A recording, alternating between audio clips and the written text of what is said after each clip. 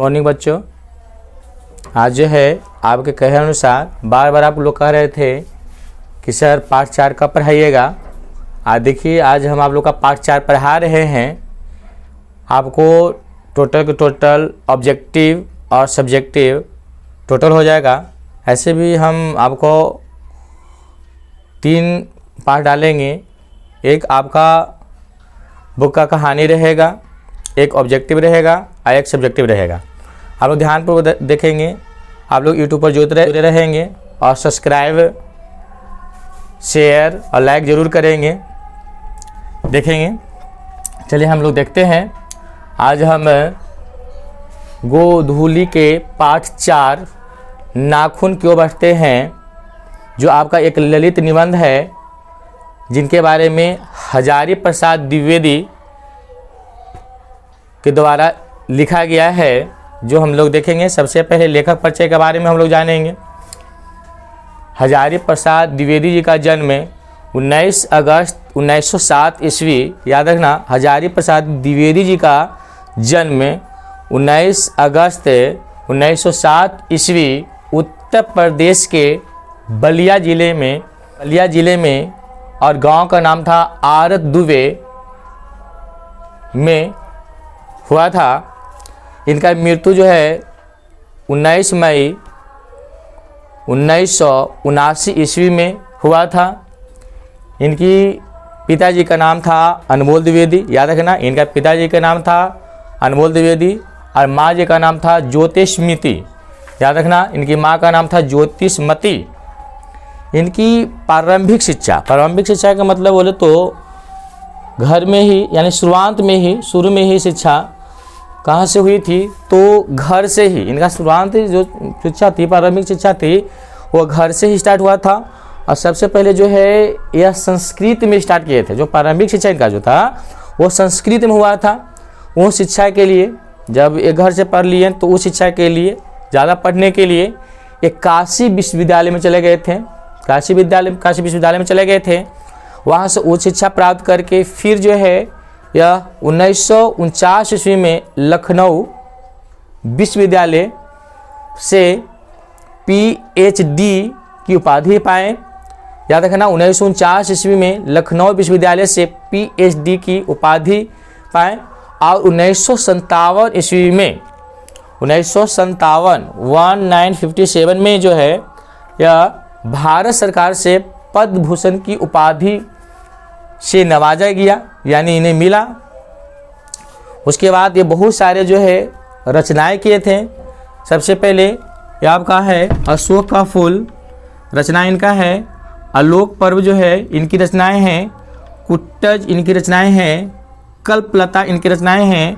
बाण भट्ट की आत्मकथा, पूर्णनरवा, चारू चंद्रलेख, अनाम दास का पोथा, हिंदी साहित्य का उद्भव और विकास आदि, ये सारी जो है इनकी रचनाएं हैं। हजारी प्रसाद द्विवेदी जी को आलोक पर्व ज़्यादा प्रचलित हुआ था, जिससे इनको साहित्य अकादमी का पुरस्कार मिला था। इसके लिए, आलोक पर्व के लिए थोड़ा सा हम लोग ध्यान देंगे। इनमें से बहुत सारे आपको ऑब्जेक्टिव बनेगी जो आपको परीक्षा में आता है। सबसे पहले तो आपका नाखून क्यों बढ़ते हैं, इनका लेखक कौन है, तो हजारी प्रसाद द्विवेदी। इनका लेखक कौन है भाई, तो हजारी प्रसाद द्विवेदी। यह क्या है, तो ललित निबंध। ये क्या है, तो आपका ललित निबंध है। ये आपका ललित निबंध है। हजारी प्रसाद द्विवेदी का जन्म कब हुआ, तो आपका है 19 अगस्त 1907 ईस्वी। इनका जन्म कब हुआ था, कहाँ हुआ था, तो उत्तर प्रदेश के बलिया जिले के आरत दुबे का छपरा नामक गांव में हुआ था इनका। इनकी मृत्यु कब हुई थी, तो देखें 19 मई 1979 ईस्वी, याद रखना। इनका मृत्यु कब हुआ था, तो 19 मई 1979 ईस्वी। हजारी प्रसाद द्विवेदी जी का पिताजी का क्या नाम था, तो अनमोल द्विवेदी। हजारी प्रसाद द्विवेदी जी का पिताजी का क्या नाम था, तो अनमोल द्विवेदी। इनकी माँ का नाम क्या था, तो ज्योतिषमती। मत, याद रखना इनके माँ क्या नाम था, तो ज्योतिषमती। सबसे इनका प्रारंभिक शिक्षा कहाँ से शुरुआत हुआ था, तो घर से ही हुआ था। इनका प्रारंभिक शिक्षा कहाँ से हुआ था, तो घर से हुआ था। किस चीज से घर से हुआ था स्टार्ट, तो संस्कृत से हुआ था। उच्च शिक्षा प्राप्त करने के लिए कहाँ गए थे, तो काशी विश्वविद्यालय में। उच्च शिक्षा प्राप्त करने के लिए कहाँ गए थे, तो काशी विश्वविद्यालय में। उसके बाद जो है 1949 ईस्वी में लखनऊ के विश्वविद्यालय में PhD की उपाधि मिली इन्हें। और 1957 ईस्वी में अगर आपसे पूछेगा कि पद्म भूषण की उपाधि कब मिली हजारी प्रसाद द्विवेदी को, तो 1957 में। इनके बहुत सारी रचनाएं हैं, तो परीक्षा में बार बार आता है। अशोक का फूल आ चुका भी है। अशोक का फूल किनकी रचनाएं हैं, तो हजारी प्रसाद द्विवेदी का। आलोक पर्व किनकी रचनाएं हैं, हजारी प्रसाद द्विवेदी का। ये सारी रचनाएं जो है हजारी प्रसाद द्विवेदी का है। सबसे महत्वपूर्ण जो है इसमें, जो परीक्षा में बार बार देता है, आलोक पर्व के लिए जो है इन्हें साहित्य अकादमी पुरस्कार से नवाजा गया था। ये जो है साहित्य के क्षेत्र में जो है एक इनाम है के रूप में इन्हें मिलता है, दिया जाता है सभी लोग को यह पुरस्कार। तो इसे साहित्य अकादमी पुरस्कार मिला था कुछ के लिए, तो आलोक पर्व साहित्य के लिए। चलिए अब हम चलते हैं कि नाखून की ओर बढ़ते हैं, उसकी निबंध की ओर चलते हैं, देखते हैं, ध्यानपूर्वक सुनेंगे। आपका ऑब्जेक्टिव और सब्जेक्टिव जितने सारे हैं सब ई है वीडियो में आपका हो जाएगी, कौन सा देखने की जरूरत नहीं है। आप ध्यानपूर्वक देखेंगे। आप लोग लाइक सब्सक्राइब और अपने दोस्तों के पास शेयर करेंगे ज़्यादा से ज़्यादा। एक दिन की बात है कि लेखक जैसे ही घर से जब निकल रहे थे, तो उनकी छोटी सी बेटी लेखक से पूछ डालते हैं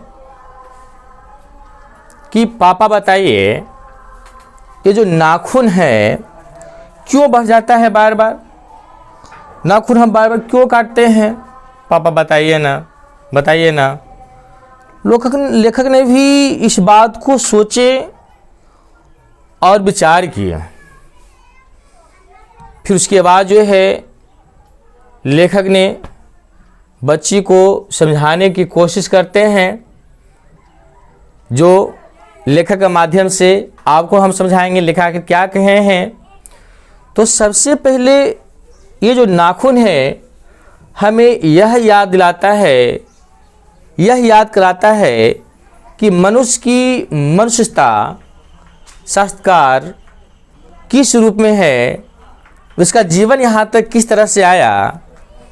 तो हम यह जानते हैं कि हमारे जो पूर्वज था वह लाखों करोड़ों वर्ष जो था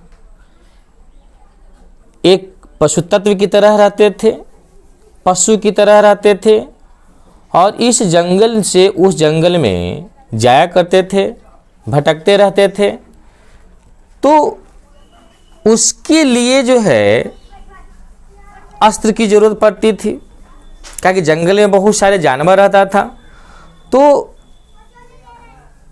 जो व्यक्ति पहले रहते थे हजारों लाखों बरस पशु की तरह, वो नाखून को अपना बहुत बड़ा महत्व देते थे, नाखून को सजाते थे, संवारते थे, क्योंकि वह जानवर से वो अस्त्र के रूप में यानी सुरक्षा के रूप में लड़ने की काम आए, उससे वह लड़ते थे। यहाँ पर एक होता है अस्त्र और एक शस्त्र होता है। अस्त्र के मतलब कि उससे बचना, और शस्त्र के मतलब उससे मारना। जैसे एक ढाल एक तलवार की बात करते हैं, तो ढाल जो हुआ अस्त्र हुआ और तलवार जो हुआ शस्त्र हुआ, समझे ना। इस तरह से हमारा जो नाखून था वो अस्त्र के काम करता था, किसी जानवर से बचने के काम करता था। लेखक कहते हैं कि यह नाखून जो है हमारा जो है पाशवी वृत्ति है, पशु की पहचान है, और ये जब तक नाखून बढ़ते रहेगा, जब तक यह जो है पशु का याद दिलाते रहेगा।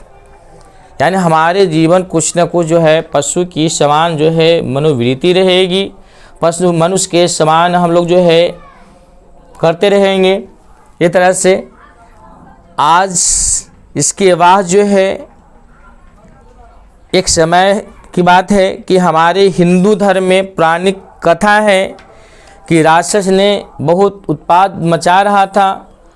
तब जो है एक राक्षस ने ब्रह्मा जी से वरदान मांगा था कि जब मरेंगे हम तो दधीचि मुनि के हड्डी से मरेंगे। तब उस समय जो था वो साधु जो थे बहुत तपस्वी थे। सब भगवान ने सोचे कि भाई उसके भगवान के पास मुनि के पास कैसे दिया जाए, उसकी हड्डी को कैसे मांगा जाए। अगर हड्डी मांगने का मतलब है कि उनका जीवन समाप्त करना, तो पर भी प्रयास करके वहाँ गए दधीचि मुनि के पास। तो दधीचि जो मुनि थे वो इन्हें कोई बात नहीं है, वो अपने शरीर को तुरंत नष्ट करके अपनी हड्डी को भगवान को यानी वह जो है इंद्र भगवान को दिए। अभी उनके इंद्र भगवान के हाथ में देखिएगा, कभी कभी कोई धारावाहिक या सीरियल में दिखाया जाता है, कोई फोटो में दिखाया गया हैगा कि उनके हाथ में अभी भी वो हड्डी का वज्र रहता है। तो मनुष्य ने धीरे धीरे नख के बाद जो है हड्डी का अस्त्र बनाया। उसके बाद आज लोग ने जब आया हमारे देश में तो उन्हें लोहा का आविष्कार किया, लोहा का अस्त्र शस्त्र बनाया। इस तरह से धीरे धीरे जो है आज भी जो है हम क्या कर रहे हैं, ताकत को प्रतिदिन हम लोग बढ़ा रहे हैं। आज इसका नाम क्या दे रखे हैं, तरक्की का नाम दे रखे हैं कि हम लोग जितनी ताकत बढ़ाएंगे उतनी ज़्यादा हम लोग तरक्की करेंगे। तो यहाँ पर लेखक कहते हैं कि क्या हम लोग जो है जितने ज़्यादा हम लोग बढ़ाते जा रहे हैं ताकत, क्या यह पशु तत्व की निशानी नहीं है, क्या यह मनुष्य की निशानी है? तो लेखक बताते कि नहीं, यह पशु तत्व की निशानी है, क्योंकि जितने ज़्यादा हम ताकत बढ़ाएंगे उतने ही जो है पशु तत्व की ओर जाएंगे, पीछे की ओर जाएंगे, कभी भी हम आगे नहीं बढ़ेंगे। मान लिया जाए कि आपके घर में चाहे गांव घर में देखा होगा कि पहले जब चोर आता था तो लोग लाठी लेके दौड़ते थे, उसके रगेद के पकड़ते थे। लेकिन क्या आज चोर आता है तो लाठी लेके हम दौड़ते हैं, रगड़ते हैं?